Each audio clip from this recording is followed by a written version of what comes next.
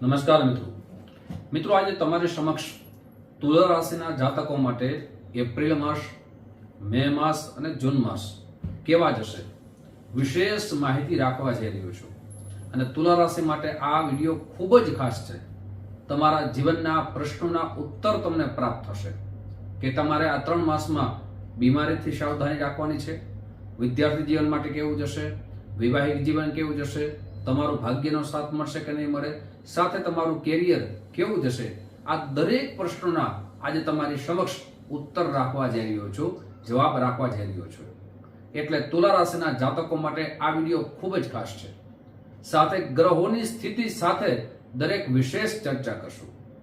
મિત્રો હવે આપણે ગ્રહોની સ્થિતિ જોઈએ તો આપના 7મા ભાવની અંદર બુધ અને ગુરુ છે, સાથે 6ઠા ભાવની અંદર સૂર્ય મહારાજ છે, શુક્ર છે અને રાહુ છે. કેતુ મહારાજ છે આપના 12મા ભાવમાં છે અને 5મા ભાવની અંદર શનિ મહારાજ છે અને મંગળ મહારાજ છે.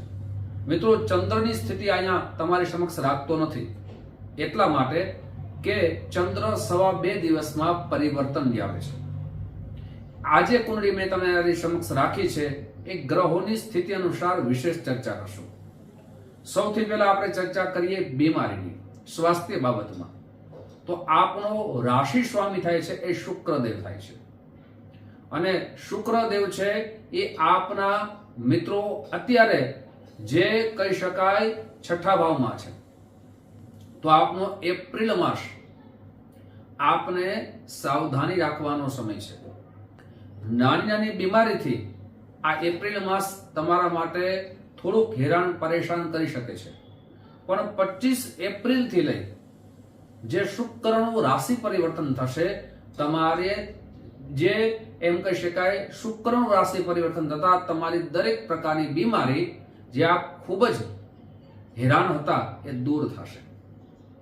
25 એપ્રિલથી આપને કામમાં ઉત્સાહ જાગશે.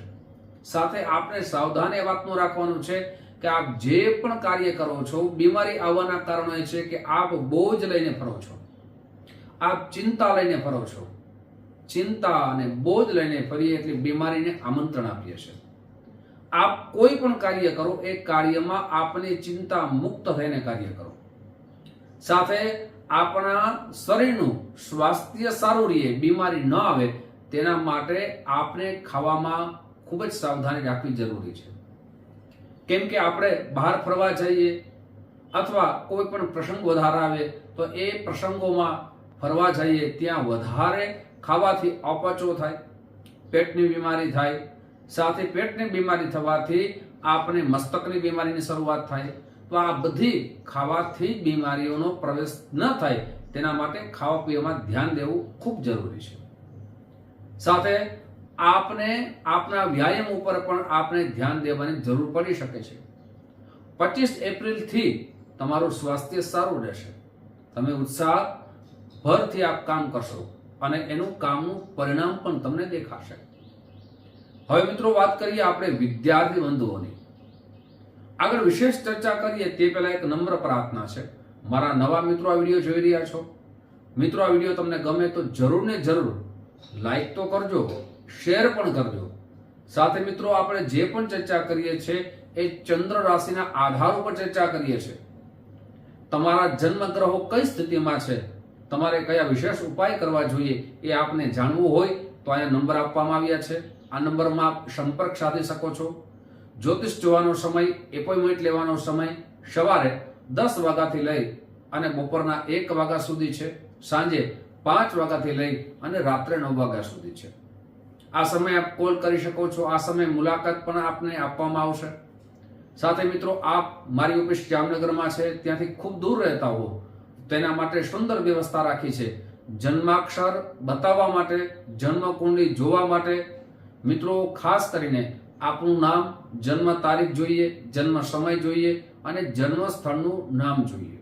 ગામડું હોય તો સિટીનું, શહેરનું નામ જોઈએ, જેનાથી આપના પ્રોપર જન્માક્ષર બની શકે અને એના શાસ્ત્રોક્ત ઉપાય આપને અમે કહી શકીએ. એવા ઉપાય જે સરળ ઉપાય આપ કરી શકો એ પણ ઉપાય આપને જન્માક્ષરના માધ્યમથી કહેવામાં આવશે. મિત્રો સાથે આપને જન્માક્ષર PDF કરીને મોકલવામાં આવશે, જેની સુનિશ્ચિત દક્ષિણા છે આપ મોકલી આપશો એટલે આપને કુંડળી પણ મોકલવામાં આવશે. મિત્રો, હવે આપણે ચર્ચા કરીએ વિદ્યાર્થી બંધુઓ માટે. વિદ્યાર્થી બંધુઓ માટે આ સમય જે ચાલે છે અને જે સમય આવી રહ્યો છે, તો એક ગ્રહોની સ્થિતિ જોઈએ તો 5મા ભાવમાં જે શનિ મહારાજ અને મંગળ મહારાજ છે. શનિ પોતાના સ્થાનમાં છે અને કોઈ પણ ગ્રહ પોતાના સ્થાનમાં હોવાથી સારું પરિણામ આપે છે. 3 માસ સુધી શનિ મહારાજનું કોઈ પણ રાશિ પરિવર્તન નથી, એટલે વિદ્યાર્થી બંધુઓ માટે કોઈ પણ જાતનો ડર ભય રાખવાનો નથી.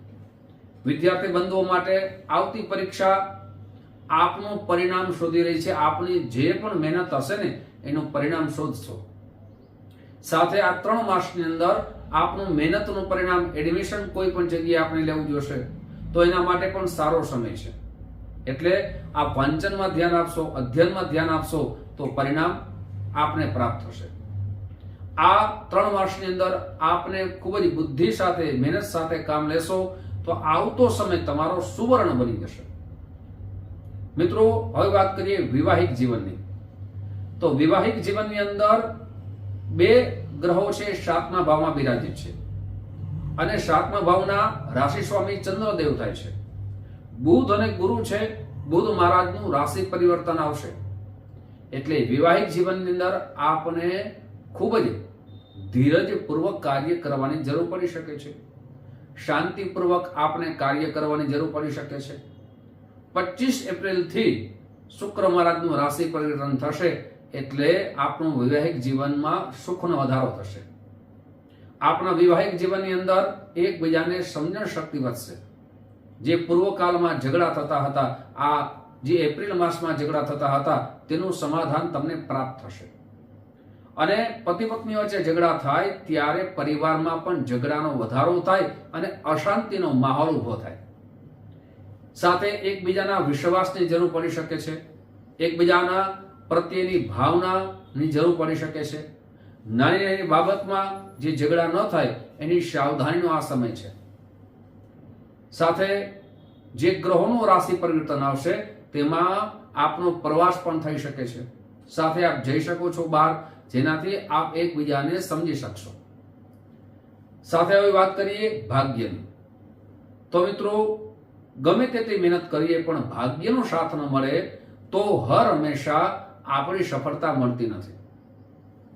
એટલે તુલા રાશિના જાતકો માટે એપ્રિલ માસમાં મધ્યમ કહી શકાય, મે માસ તમારા માટે ઉત્તમ કહી શકાય અને જૂન માસ છે એ પણ તમારા માટે ઉત્તમ કહી શકાય. શા માટે? 3 ગ્રહોનું રાશિ પરિવર્તન થશે. શુક્ર મહારાજ પોતાના જ ભાવમાં આવશે, શનિ મહારાજ પોતાના જ ભાવમાં છે, એમાં કોઈ પરિવર્તન નથી. સૂર્ય મહારાજ પોતાના ભાવમાં છે, બુધ છે ઉચ્ચ રાશિમાં આવશે. એટલે તમારા ભાગ્યનું તમને સાથ મળશે. એમ કહી શકાય કે આપ મે માસથી કોઈ પણ કાર્ય નવું કરવાના વિચાર આવશે અને એ નવા કાર્યની અંદર આપ સંશોધન કરશો, આપ મહેનત કરશો. એ મહેનતનું પરિણામ જૂન માસમાં આપને દેખાશે. આપ કોઈ પણ મોટું કાર્ય કરવાનો વિચાર કરતા હો તો એપ્રિલ માસમાં આપને એ કાર્ય ન કરવું જોઈએ. પણ મે માસની આપની જે રાશિ પરિવર્તન આવશે પછી કોઈ પણ મોટું કાર્યનો વિચાર કરો છો એની સંભાવના પણ વધી જશે, એનો લાભ પણ આપને મળશે. હવે વાત કરીએ કેરિયરની. તો કેરિયરમાં પણ 10મો ભાવ છે, એને કેરિયર માની શકાય. તો આ ગ્રહોનું રાશિ પરિવર્તન તમારા માટે સારા સંકેત લઈને આવી રહ્યું છે. સારા સંકેત એટલા માટે છે કે જે નોકરીની શોધમાં છે એમને નોકરી મળવાના યોગ નિર્માણ થઈ રહ્યા છે. અને આપ નોકરી કરો છો તો ત્યાં પ્રમોશન થવાના યોગ નિર્માણ થઈ રહ્યા છે. આપની બદલી અન્ય સ્થળે થવાના યોગ નિર્માણ થઈ રહ્યા છે. સાથે આપની પાછળ જે પણ રાજનીતિ થતી હતી તે રાજનીતિ હવે તમારી સામેવાળા વ્યક્તિની ફાવશે નહીં. ઘણા બધા શત્રુઓ તમને હેરાન પરેશાન કરવાના વિચારો આવતા હતા, તે પણ દૂર થશે. આપનો મોભો વધશે. આપ જ્યાં નોકરી કરો છો, સમાજમાં રહો છો, ત્યાં માન પણ વધશે. સાથે આપ આગળ વધવાના જે પ્રયત્ન કરતા હતા તેમાં નિષ્ફળતા મળતી હતી તે નિષ્ફળતા હવે દૂર થશે. મોટા કાર્યમાં આપણે જમીન, મકાન, પ્લોટ લેવાનો વિચાર કરો છો તેમાં પણ સફળતા મળશે. કોઈ નવો બિઝનેસ કરવાનો વિચાર કરો છો તેમાં પણ સફળતા મળશે. તો એમ કહી શકાય કે આ 3 માસમાં, એપ્રિલ માસ છોડતા 2 માસમાં આપને 75% 75 પરિણામ સારું મળશે. મિત્રો, હવે કયા ઉપાય કરવા જોઈએ જેનાથી વધારે વિશેષ લાભ થઈ શકે? રોજ આપ લક્ષ્મી સૂક્ત, શ્રી સૂક્તનો પાઠ કરો અથવા મહાલક્ષ્મીની પૂજા કરો, ઉપાસના કરો. સાથે શુક્રવારના દિવસે સફેદ વસ્તુનું દાન કરો. દ્રામ દ્રીમ દ્રોમ શુક્રાય નમઃ આ મંત્રના જપ કરો. શુક્રવારના દિવસે આપ જે પણ મંદિરે જે ઈષ્ટદેવ માનતા હોય ઈષ્ટદેવના દર્શન કરો. આપણા માટે ખૂબ જ શુભ જાય અને ઉપાયો મિત્રો આપણા માટે સુખમય, આનંદમય, પ્રગતિમય બની શકે. ફરીથી આવી દરેક રાશિઓનું રાશિફળ તમારી સમક્ષ રાખતો રહીશ. આપ જે પ્રેમ આપો છો એ પ્રેમ બદલ આપ સૌનો હૃદયથી ખૂબ ખૂબ આભાર વ્યક્ત કરું છું. અને જે માધ્યમથી આપ જોતા હોય, ફેસબુકના માધ્યમથી જોતા હોય, યુટ્યુબના માધ્યમથી જોતા હોય, તો યુટ્યુબના માધ્યમથી જોતા હોય તો આ ચેનલને સબસ્ક્રાઇબ કરી લેજો. ફેસબુકના માધ્યમથી જોતા તો ફોલો જરૂર કરી લેજો. આપ સૌને મારા જય શ્રી કૃષ્ણ, મહાદેવ.